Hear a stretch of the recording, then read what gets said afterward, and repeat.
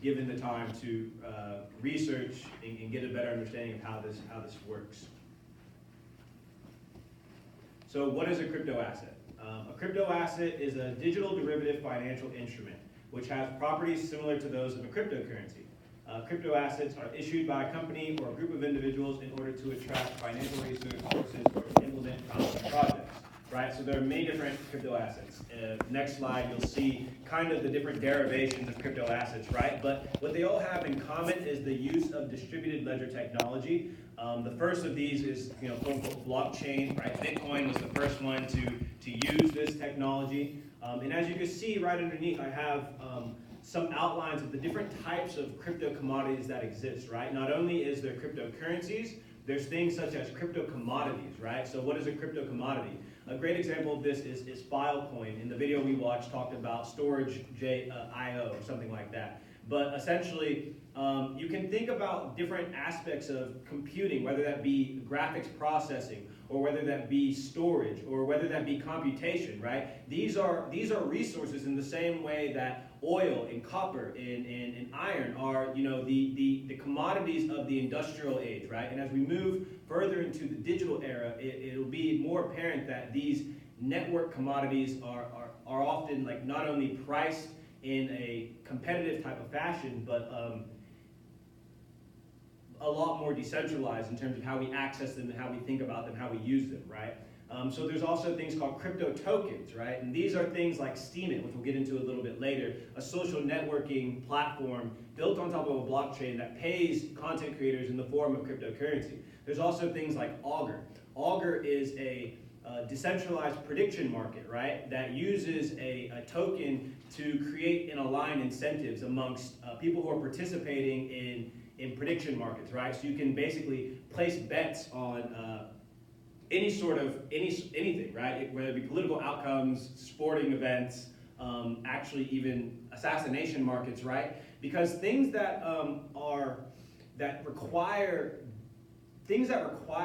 decentralization are inherently things that someone's going to want to shut down, right? And that's what's very important to think about as we think about Bitcoin and its use case as money, and also some of these other projects, right? Is the degree to decentralization. What needs to be decentralized? Why are we decentralizing something? So distributed ledger technology, right? There's different parts of this and ways that this thing gets implemented, right? You can have like what's known as a federated model, so different nodes have right access to the ledger. That's probably too detailed for this speech, but right, so here's just a graphic kind of showing crypto assets is sort of the general thing that we term, but you have cryptocurrency like Bitcoin, you have platform tokens like Ethereum, EOS, which was referenced in the video, transactional tokens, utility tokens. I like this graphic as well. I think it gives a very good outline in terms of, it's a more detailed outline and actually name some projects. The way you can start thinking about cryptocurrencies, right? So Bitcoin being the first of these, but there's hundreds of others of these. And why do they exist, right? You can see, if you follow the cryptocurrency path, you see Bitcoin, but then if you go privacy features, you see things like Monero, Dash, Zcash, right? Because what people don't know, what gets misconstrued in the media often, is that Bitcoin's actually a transparent ledger. There's nothing secretive about it. There's nothing private about it, right? And so that has its own trade-offs. What is Bitcoin? There is no concrete definition, right? It's many things to many people, and here's just some of the things that I've heard, right? Bitcoin is sound money. Bitcoin is a truth machine. Bitcoin is a new security architecture for the internet. It is the only objective set of facts that exists, right? That's what Saifedean Ammous, author of the Bitcoin Standards, says, right? Some people call it digital gold. The most subversive technology that we've created. Digital Gulch, that's a reference to Ayn Rand's, what's her book? Atlas Shrugged. And then my favorite is that Bitcoin is cryptographically secure property rights.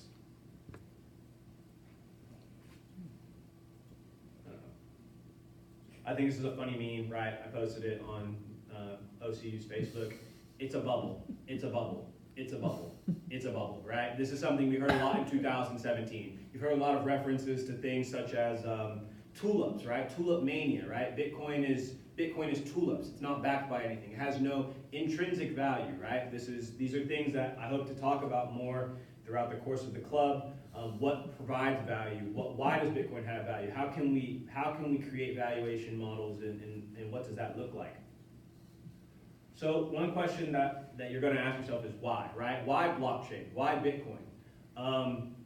I like this quote from a Goldman Sachs technology report that says data is the new oil, right? All the biggest companies in the S&P 500 are technology companies.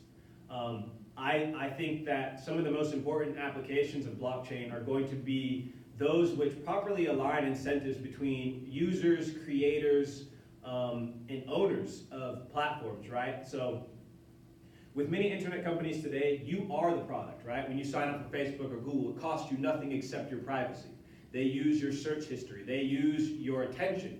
They purposely make these their applications addictive so that you spend a lot of time on there, because the more eyeballs that they have, the more money they make, right? So you are the product. Nothing in this world is free. And that's an important thing to think about, because as we move into this new era, right, this cryptocosm, that is being called by George Gilder, a very famous historian and technologist.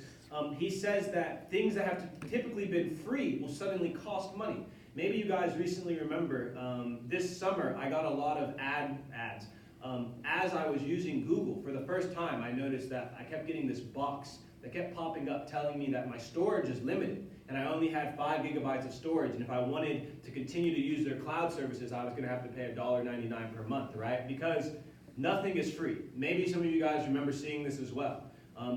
You might recall Wikipedia, as of very recently, went on a campaign where you went on a Wikipedia page and they had a drop down that would say something along the lines of, please consider donating, right? We talked about in that last video Everpedia, which is a competitor, right? Because the problem with these platforms, what I call Web 2.0, is that they created centralized silos of not only data, but controlled middlemen, right? It's a complete perversion of what what early internet technologists imagined the relationship between client and server infrastructure would look like for the internet.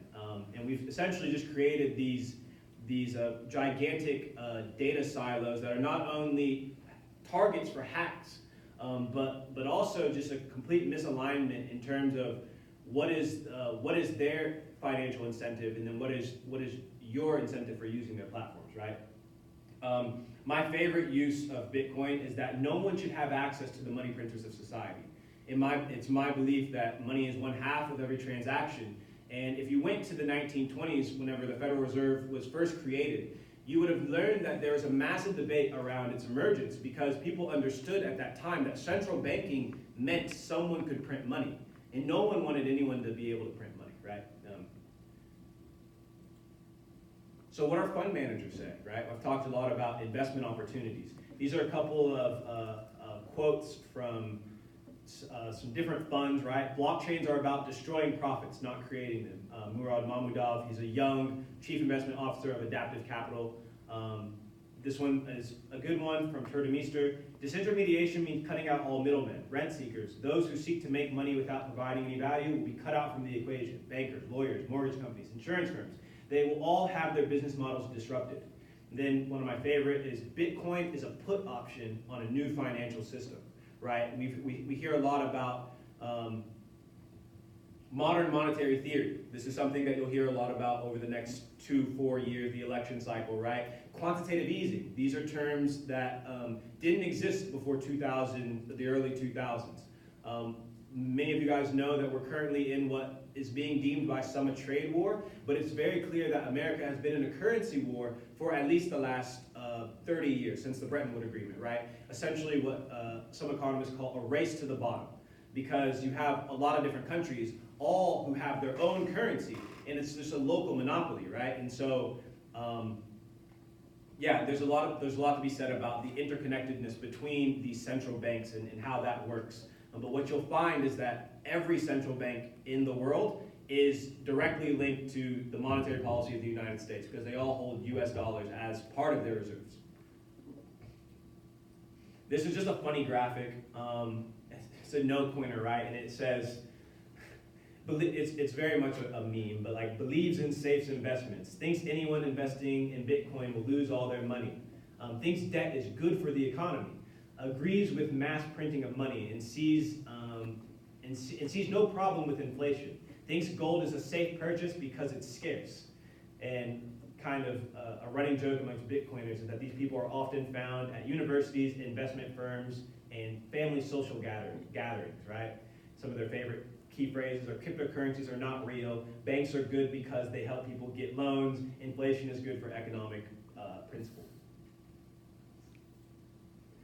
What gives cryptocurrency value? This is not something I made up. This came up by Trace Mayer, but essentially these are the 7 network effects. Not going to get too much into it, but you can think about these different forces driving the value of Bitcoin.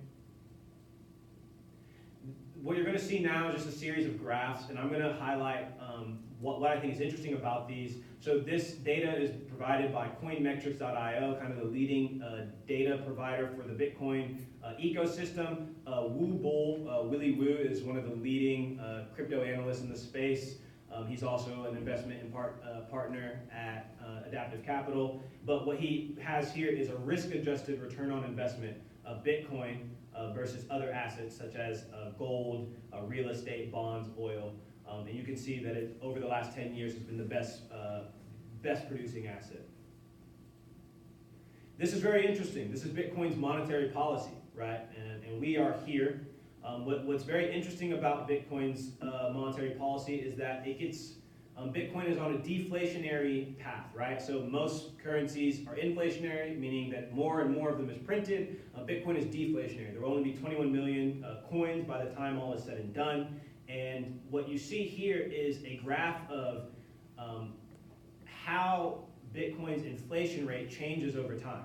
So this next graph, I think, will be very helpful in depicting what I think is interesting. See, every 4 years, Bitcoin's issuance rate is cut in half, right? So Bitcoin started in 2009 is when the Genesis block created, and every 4 years after that, the supply of Bitcoin is cut in half. And so what this does is it creates a supply shock. And if we all took Econ 101, we know that if demand stays the same, supply is cut in half, price goes up. And in 2017, this was one of the biggest, I guess, sort of increases that brought mass attention to Bitcoin. But what this chart shows on a logarithmic scale, you see that this price action, these drastic increases of Bitcoin price, followed by periods of massive, correction, are not unprecedented in Bitcoin's history. There's actually been about 3 or 4 other times where the price of Bitcoin has gone up 100, 1,000%, only to correct 90, 85% from the all-time high. And what's very interesting is that the price action is very much correlated with the halvenings, right? Like I said, every 4 years, Bitcoin is cut in half, and this chart shows quite clearly the halvening effects, right? You see here in 2013 was the first halvening. Shortly after, the price of Bitcoin on a logarithmic scale goes up like pretty exponential, and then has a correction period. Then there's another halvening, followed by another massive increase, right, in price, and then sort of a correction to an equilibrium. And what's very interesting is this blue zone, because what we call this blue band is the accumulation zone, and it's actually where we exist at right now. I think today Bitcoin's worth about $10,000, down from its all-time high of $20,000, and we are expecting the next halvening in May of 2020. So, less than 200 days from now, the supply of Bitcoin will be cut from 12.5 Bitcoin to 6.25 Bitcoin. This is interesting because it gives you a perspective of how small Bitcoin is on the global scale, right? You see, this is market capitalization of some of the biggest companies, Microsoft, Amazon, $1 trillion company, and Bitcoin's down here at number 25. It's worth less than Walt Disney. It's a measly $229 billion, right? I actually think today it's about $300 billion in market cap, but really this is a drop in the bucket. It's minuscule compared to the amount of money that is floating around in the system, and this just gives you an idea of really how early we are still in the growth of Bitcoin, and where this technology has has to grow and how much room we have left. Excuse me. Yes. How much is the market cap of the Bitcoin at when it reached the peak? That's a good question. I'll have to get back with you on that. The only reason I can't answer it off the top of my head is because obviously Bitcoin has inflated since then. More Bitcoins have been created. Mm-hmm. So at that time, I don't know how many Bitcoins were in circulation. Oh. Right now, there's about 17.3 million of the 21 million. And back in 2017, it might have been around like 15 million or so. I'm just guessing, right? Uh-huh. So I don't actually remember what the Okay. all-time high market cap was. Okay. But it was less than $1 trillion. I can tell you that, and so it was less than it was much. It's never been very large, is what I'm getting at, right? It's always been very small. It's always been a drop in the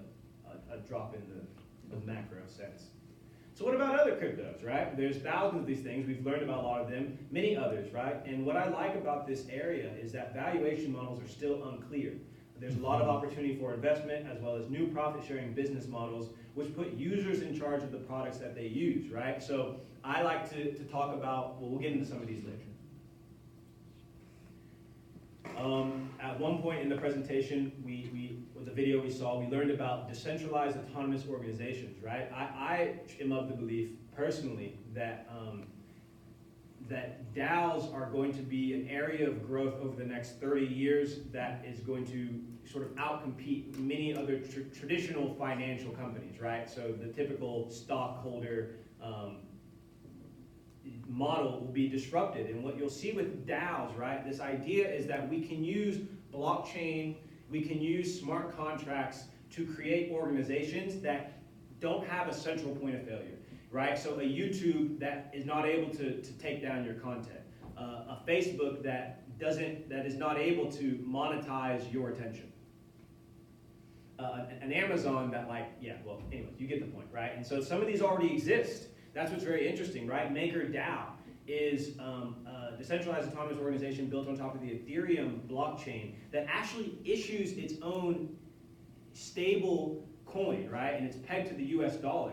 If you were to try to do this even just 10 years ago, you would instantly be shut down, right? There's many examples of this. eCash is one of the references in the Bitcoin white paper that as soon as people have started to try to create their own money, government instantly shuts it down. But MakerDAO has been operating now for like 3 years and it hasn't been shut down, and it's been issuing a US dollar pegged cryptocurrency. But there's Moloch DAO and my favorite, which is Decred DAO. And these things, the point is that these things exist, right? This isn't fictional. These things exist and they work. Steamin. Steamin is a blockchain-based blogging social media website that rewards its users with cryptocurrency. I have been using Steamin for about 2 years now, and over the last year, I made $1,000 using Steamin in Bitcoin. And what's interesting about that is that I don't plan to sell the Bitcoin, right? And I also use these exact same videos that I put on my YouTube channel. I just put them on Steamin first, and I get paid in cryptocurrency. And these are videos that I already was creating, right? And YouTube hasn't paid me a single dollar. So it's like, it's really solving, yes? Wait, so you got paid in Bitcoin at the valuation of $1,000 US? Yes, is what you're saying? I've been paid, $1,000 US worth of Bitcoin over the last year. Okay. And what's really interesting is that if you look at who's using these platforms, right? Was that a question?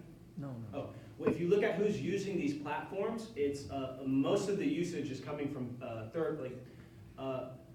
mostly third world countries. To be honest, I think a large user base is in India and different countries in Africa, and so you see that what might be a measly $3 on a video to you is actually a significant income to someone in a different country.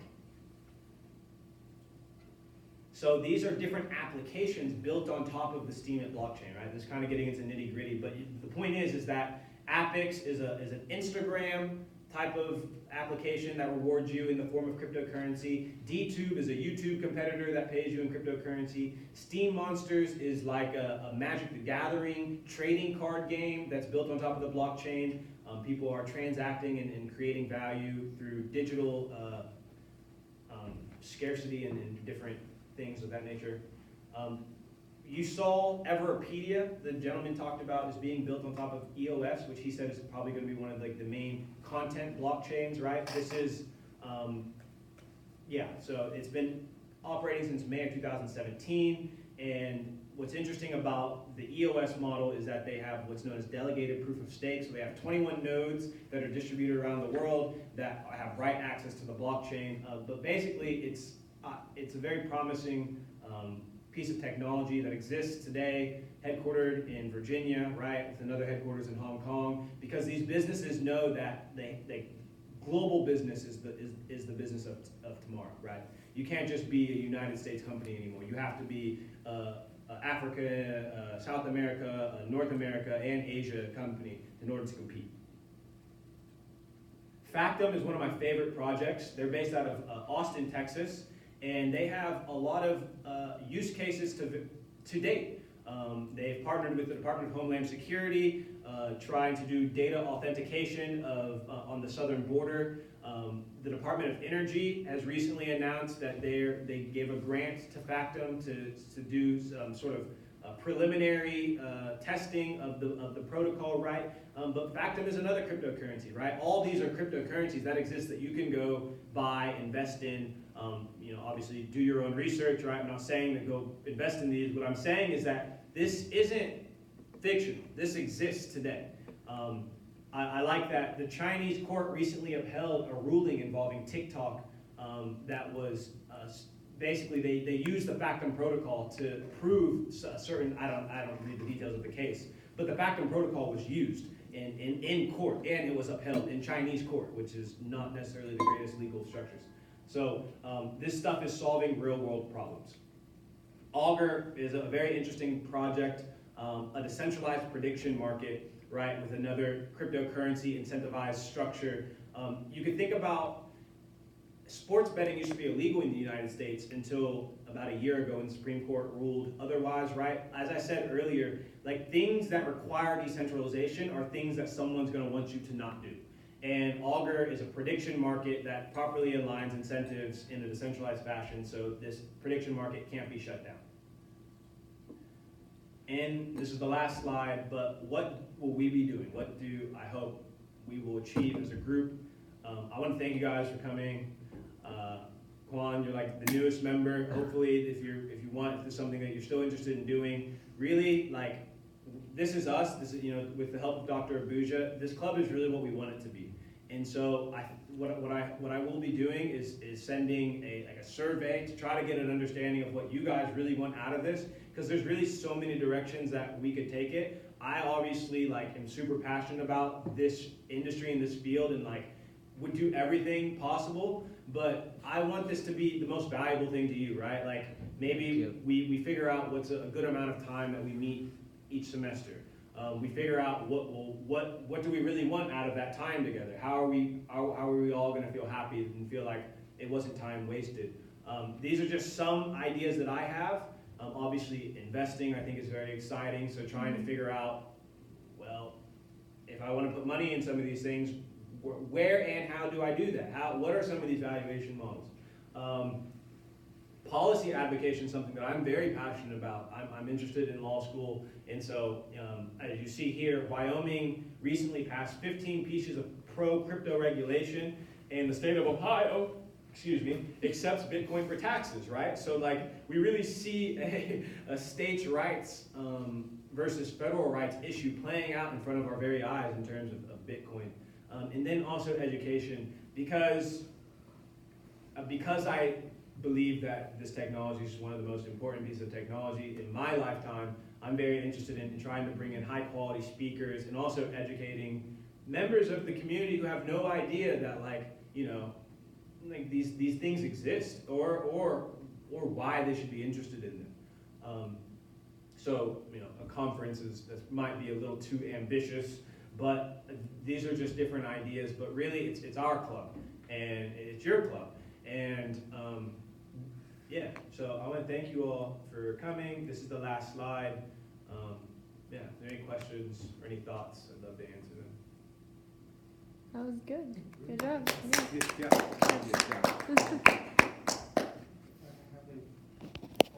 Yes.